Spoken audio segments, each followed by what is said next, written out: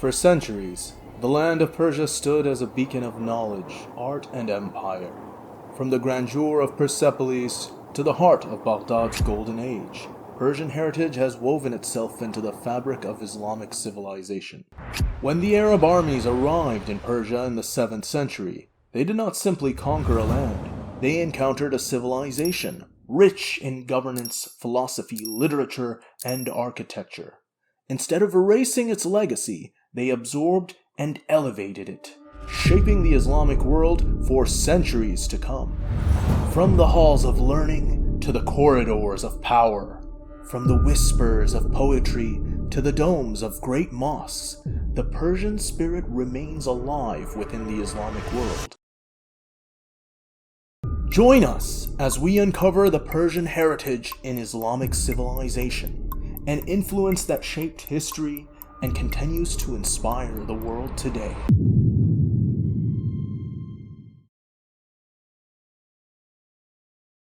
The Persian tradition of governance was unlike anything the world had seen before. They pioneered administration based on efficiency and an intricate system of delegation. One of the most lasting Persian innovations was the satrapy system, established by Darius I. The empire was divided into provinces, known as satrapies, each governed by a satrap, an official with almost king-like authority over local affairs. However, these satraps were closely monitored by royal spies, known as the eyes and ears of the king, ensuring their loyalty. This balance between delegation and oversight created a system that was both efficient and resistant to corruption. The idea of regional governance under a central authority was so effective that later empires, Greek, Roman, and even the Rashidun and Abbasid Caliphates would adopt it. When the Rashidun Caliphate defeated the last Sassanid ruler, Yazdegerd III, Persia became a province of the growing Islamic Empire. However, rather than erasing Persian traditions, the Arabs absorbed them. The Persian model of governance was far too efficient to be discarded. The Abbasid Caliphate, established in 750 AD, leaned heavily on Persian administrative traditions. They modeled their governance after the Persian Diwan system, a bureaucratic office that managed taxation, land records, and military stipends. The Diwan was originally a Persian institution that helped maintain vast territories through meticulous record-keeping and structured taxation. Under the Abbasids, this evolved into a sophisticated bureaucracy that ensured financial stability and efficient governance across the empire. These scribes, many of whom were Persian, played an integral role in shaping the Islamic bureaucracy. Among the most powerful were the Barmakids, a Persian family that became the backbone of the Abbasid administration. Khalid ibn Barmak, a former Buddhist priest from Balkh, became the architect of the Abbasid financial system. His descendants continued this legacy, serving as viziers, advisors who wielded immense power, second only to the caliph. The vizier, or wazir in Arabic, not only ran the daily affairs of the empire, but also held the authority to sign decrees and negotiate treaties. This Persian model of governance, placing a skilled bureaucrat between the ruler and the people, allowed the caliphs to maintain a vast empire without being overwhelmed by its complexity. Taxation was also deeply influenced by Persian traditions. The Qanun, or legal codes, of the Abbasid Caliphate mirrored the Persian legal frameworks used under the Sassanids. These laws ensured fair taxation, protected merchants, and regulated land distribution. Under Persian influence, the Abbasids reformed their taxation system to include a structured land tax, kharaj, and a wealth tax, zakat. These taxes were meticulously documented, ensuring a steady flow of revenue to the state. The Persians were master organizers, and one of their greatest contributions to governance was their infrastructure. The Persian Royal Road, built under Darius I, connected cities across thousands of miles. This idea was later adopted by the Islamic empires, facilitating trade, military movements, and communication. The Abbasids improved upon the Persian Chaparkhane, a postal relay system that allowed information to travel quickly across the empire. This efficient communication network helped stabilize governance and enabled the rapid spread of knowledge and ideas. When Arabic became the administrative and scholarly language of the Islamic world, it did not remain unchanged. Persian scholars played a key role in refining Arabic grammar, syntax, and lexicon. The first major grammatical work of the Arabic language, written by Sibawayh, was authored by a Persian. His work Al-Kitab became the foundation of Arabic linguistic studies. Persians also contributed to the art of calligraphy.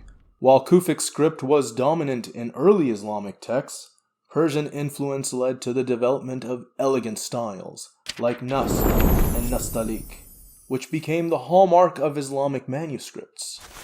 Beyond calligraphy, Persian scholars also shaped the Arabic literary tradition by introducing new storytelling techniques and poetic meters. The influence of Persian linguistic structures can still be found in many classical Arabic texts.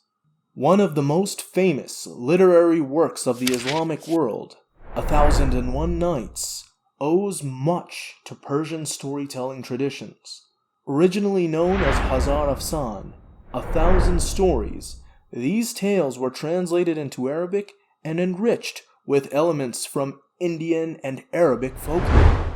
The Persian influence on storytelling introduced elements of moral lessons, political satire, and intricate plot structures. The format of frame stories, stories with stories, was a common Persian narrative technique that deeply influenced Arabic prose.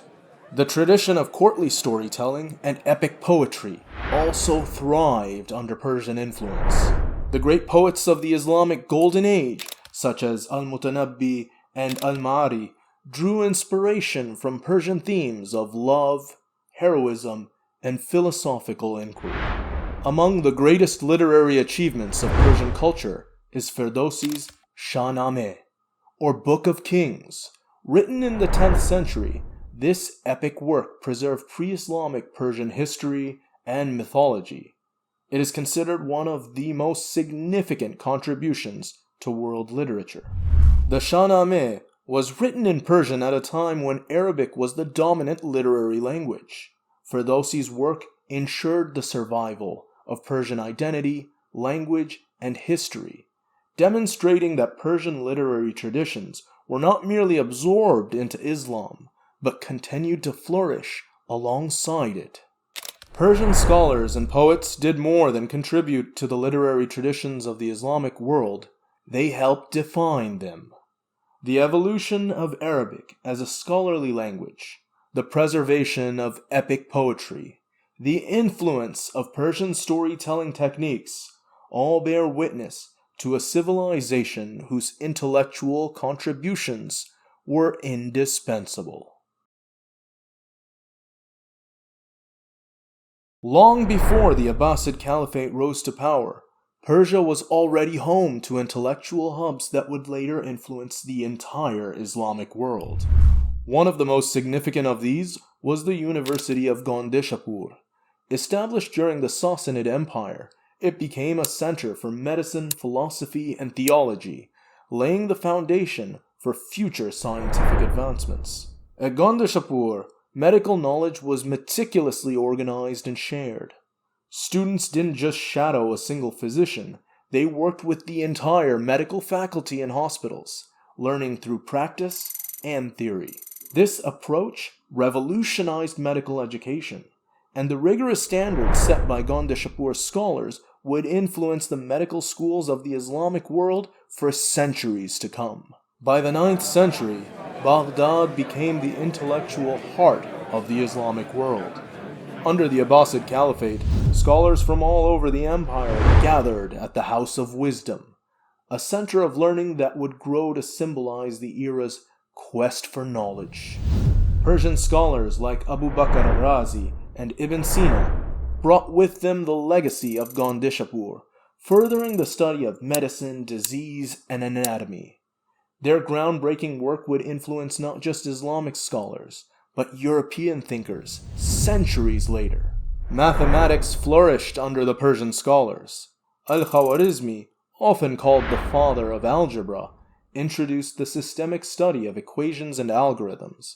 His treatise, Kitab al-Jabr wal-Muqabbala, not only gave us the term algebra, but also laid the groundwork for modern mathematics. Later mathematicians like Omar Khayyam and Jamshid al-Kashi expanded on his work, refining trigonometry and even calculating the value of pi with unprecedented accuracy. These Persian contributions would later be passed on to the West, shaping the Renaissance. Astronomy was another field where Persian scholars excelled. Nasir ad-Din at-Tusi's revision of Ptolemy's geocentric model was one of the most important contributions to the field.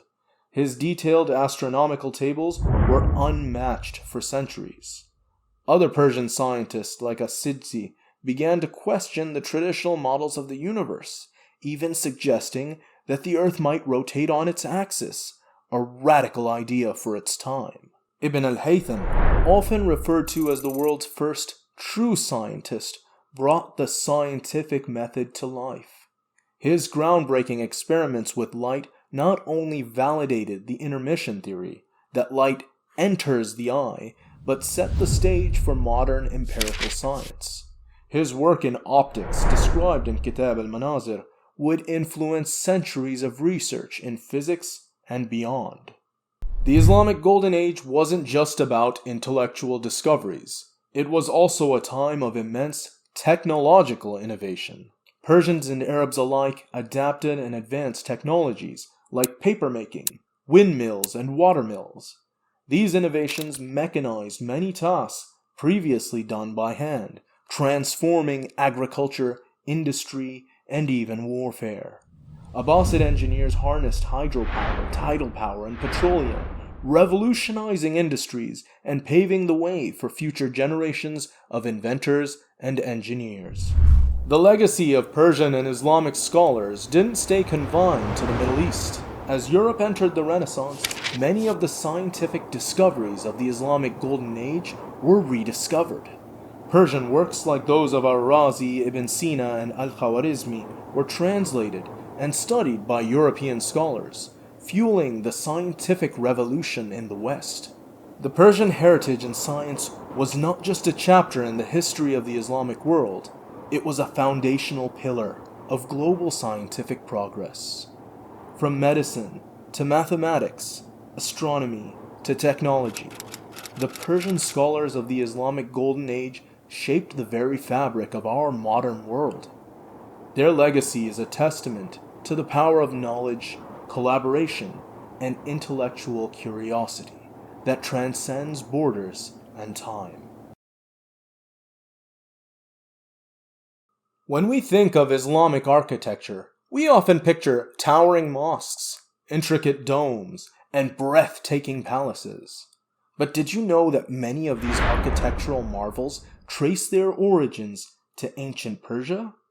In the early years of Islamic expansion, the Umayyads largely repurposed existing structures, borrowing heavily from Greco-Roman and Byzantine designs. The Umayyad Mosque in Damascus, for example, features Roman columns and an overall basilica-like structure. But as the Islamic world grew, a new architectural identity began to emerge, one deeply rooted in Persian traditions. The Abbasids, who came to power in 750 AD, shifted their capital from Damascus to Baghdad.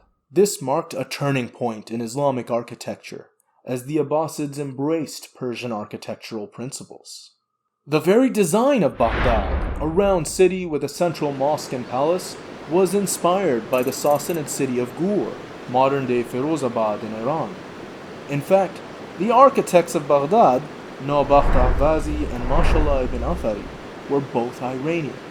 One of the most iconic elements of Islamic architecture, the Iwan, has purely Persian origins. Originally developed by the Parthians, the Iwan is a vaulted hall or space open on one side. By the time of the Sassanids, it became a defining feature of Persian palaces.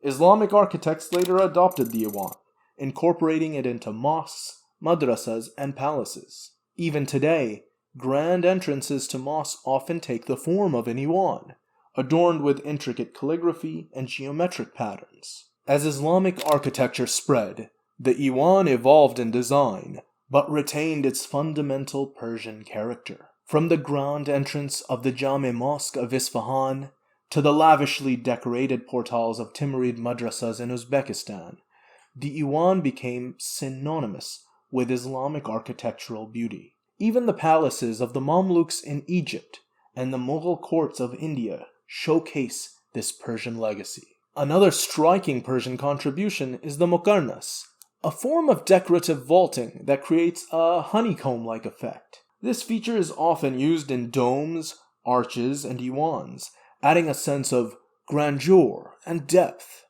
While its exact origin is debated, many scholars believe the muqarnas originated in northeastern Iran before being refined under the Abbasids.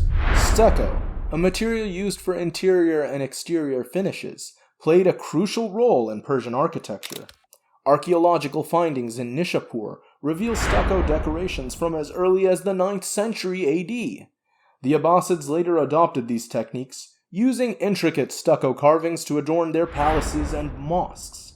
This Persian tradition continued into the Seljuk era, influencing designs across the Islamic world. The Abbasids didn't just borrow Persian architectural elements, they also adapted entire urban planning concepts. The round city of Baghdad was a direct adaptation of the circular design of Firozabad, a Sassanid city. This circular layout, with a central palace and mosques surrounded by concentric walls, symbolized both cosmic harmony and centralized power, a hallmark of Persian city planning. Persian influence extended to the very materials and methods used in construction. The Abbasids favored mud brick, baked brick, and rough stone blocks set in mortar, materials long used in Persia. Vaulting techniques perfected in Sassanid architecture became standard in Abbasid structures, allowing for grand domes and expansive interiors. Even the design of mosques shows a clear Persian influence. Early Islamic prayer halls share similarities with Sassanid fire temples, particularly in their domed structures and columned halls. Over time, Persian architectural elements like domes, iwans, and muqarnas were integrated into mosque designs across the Islamic world. The architectural legacy of Persia is deeply embedded in the Islamic world. From the grand mosques of Iran to the palaces of Andalusia, Persian design principles continue to inspire architects even today. The fusion of Persian ingenuity with Islamic vision created an architectural style that stands as a testament to the interconnectedness of human creativity. Islamic civilization is known for its vast contributions to philosophy, science, and jurisprudence. But did you know that many of its greatest scholars, jurists, and thinkers were of Persian heritage? From compiling the most authentic hadith collections to shaping Islamic law and mystical traditions, Persian scholars left an undeniable mark on Islamic history. Let's explore how their contributions helped shape the intellectual and spiritual legacy of the Muslim world. One of the most foundational aspects of Islamic civilization is its legal system, and Persian scholars played a major role in its development. Abu Hanifa an-Nu'man, a jurist of Persian descent, founded the Hanafi school of thought, the most widely followed school of Sunni jurisprudence. His emphasis on reason and analogy in interpreting Islamic law shaped the way legal decisions were made across the Muslim world. And then there's the monumental contribution of hadith collectors, those who compiled the sayings and actions of the Prophet Muhammad, peace be upon him. Muhammad al-Bukhari, the compiler of Sahih al-Bukhari, was born in modern-day Uzbekistan, but is believed to be of Persian descent. His collection is regarded as one of the most authentic sources of hadith. In fact, all 6 canonical hadith collections in Sunni Islam, known as Kutub as-Sitta, were compiled by Persian scholars. Abu Muslim al-Nisapuri, At-Tirmidhi, An-Nasa'i, Abu Dawud as-Sistani, and Ibn Majah al-Qazwini, each of them contributed immensely to preserving the sayings of the Prophet. These scholars ensured that the transmission of hadith was meticulous, using rigorous methodologies to verify authenticity. Persian scholars weren't just jurists and mystics. They were also some of the greatest philosophers of the Islamic Golden Age. Abu Hamid al-Ghazali, considered one of the most brilliant minds of his time, transformed Islamic philosophy with his works. His book, The Incoherence of the Philosophers, challenged Greek-influenced rationalist thought and reaffirmed the importance of spirituality in Islamic theology. Al-Ghazali's ideas shaped Islamic thought for centuries, influencing both Sunni and Sufi traditions. His works were later studied in the West, impacting medieval European philosophy as well. From shaping Islamic law and compiling hadith to pioneering philosophy and poetry, Persian scholars left an indelible mark on the Islamic world. Their legacy continues to inspire millions today, proving that the intellectual and spiritual traditions of Islam are deeply intertwined with Persian heritage. If you enjoyed this journey through history, don't forget to like, subscribe, and share. Let us know in the comments which Persian scholar inspires you the most. Thanks for watching, and see you in the next video.